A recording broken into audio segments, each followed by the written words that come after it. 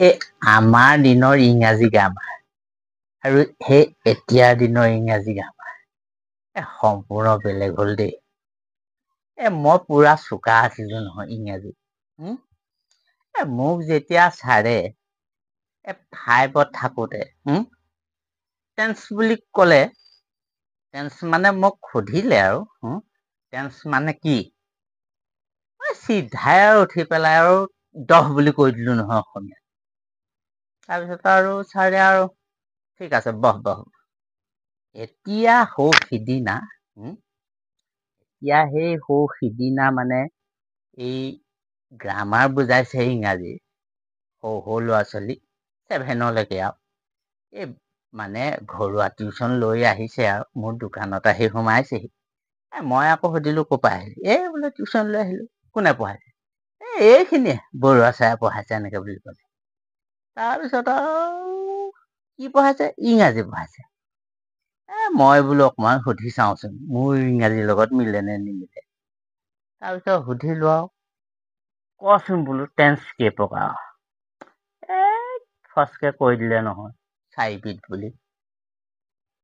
আমাৰ দিনত আকৌ 3বিধহে আছিলে। 3বিধ প্ৰেজেণ্ট, পাষ্ট, ফিউচাৰ 3বিধহে আছিলে। এতিয়া আকৌ 4বিধ হ'ল, এবিধ বাঢ়ি গ'ল। তাৰপিছত কি হ'ব? বাকী কেইটা সুধিলো, বাকী কেইটা ক'লে আৰু মই গম পালো আৰু কি আৰু। আজিকালি টেন্স কেনেকুৱা হ'ল চব গম পালো। আকৌ বেলেগ এটা ল'ৰা আহিলে সেই একেজন শিক্ষকৰ ওচৰতে পঢ়া। কিন্তু সেইজনে ঠিকেই ক'লে তিনিটা বুলি। প্ৰেজেণ্ট, পাষ্ট, ফিউচাৰ 3টা ঠিকেই ক'লে। তাৰপিছত আকৌ 3টাৰ পৰা 4টাকে ভাগ হোৱা নাই জানো 12টা। সেইখিনিও ঠিকেই ক'লে। তাৰপিছত মই তেতিয়াহ'লে এই প্ৰেজেণ্ট টেন্সত তাৰমানে এতিয়া মই এটা কথা বাক্য সুধিম। এতিয়া হৈ থকা মানে বাক্য এটা সুধিম তেতিয়া কবিচোন বোলে এইটো কি কোন কালৰ কোন কালত পৰিব? এতিয়া মই সুধিলো তেতিয়া এই কলিকতাত যে ধৰ্ষণ হৈ আছে, ধৰ্ষণৰ কেছটো চলি আছে গোটেই পৃথিৱীতে। সেই কেছটো তেতিয়াহ'লে কোন কালত পৰিব?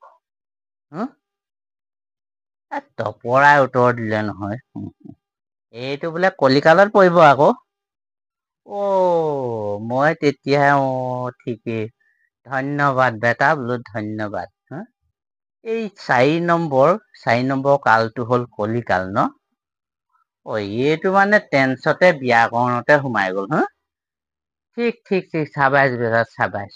একদম আৰু মই হ'ব এতিয়া যাগে যা এনেকে বুলি কৈ আৰু মই পঠিয়াই দিলো। আমি পোৱাই নাই, মই নিজেই নোজানো সেই কালটোৰ কথা। আজিকালি ল'ৰা ছোৱালীবোৰ সঁচাকে দেই আগতকে বহুত উন্নত হ'ল পঢ়া শুনা।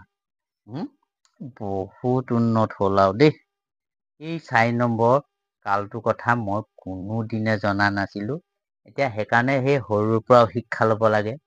মই এতিয়া সেই সৰু ল'ৰাটোৰ পৰা সেইটো শিক্ষা লোৱা নাই জানো, শিক্ষা পোৱা নাই জানো কলিকালৰ কথাটো মই এনে কোনো গ্ৰামাৰতে পোৱা নাছিলো এই কলিকালটোৰ কথা।